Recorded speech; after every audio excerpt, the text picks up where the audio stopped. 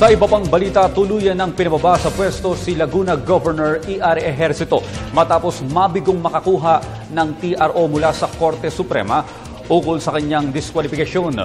Kahapon ay nanumpa na si Vice Governor Ramil Hernandez sa COMELEC bilang acting governor ng Laguna. Ang detalye mula kay Noel Perfecto.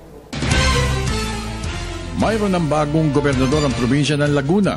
Ito ay sa katauhan isang dating vice-gobernador ng lalawigan na si Ramil Hernandez. Siya ay nanumpa sa komisyonado ng COMELEC matapos na hindi makakuha ng temporary restraining order si Emilio Ramon E.R. Ejercito mula sa Korte Suprema ngayong araw na ito. Matatandaan na binigyan ng 5 araw ng COMELEC Bank si dating Laguna Governor Ejercito matapos na patalsikin ng COMELEC Bank sa salang overspending noong nakaraang halalan. Grounds for his immediate expulsion ng top official ng lalawigan ng Laguna.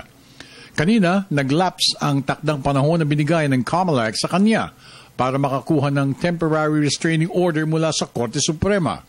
At dahil dito, agad rin pinatupad ng COMELEC Bank ang writ of execution para may talagang bagong governor ng Laguna, si Vice Governor Ramil Hernandez. Dapat siya may continuity na dapat ang service.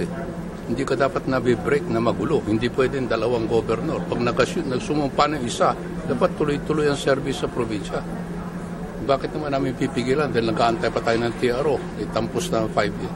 The law provides that he has to get a TRO within 5 days. Pag wala, iba na ang gobernador.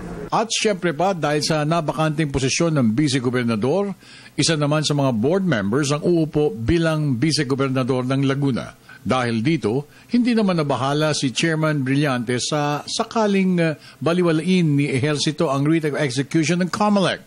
Ang pinakamabuting gagawin dapat ni Ejercito ayon sa kanya ay iwan na lang ang pwesto sa mahinahon na pamamaraan. Siguro naman kung hindi sila nakakuha, hindi naman dapat ang solusyon para bang, sige, tatakbo kami sa Supreme Court, hindi kami nakakuha ng TRO, babarikada na lang kami.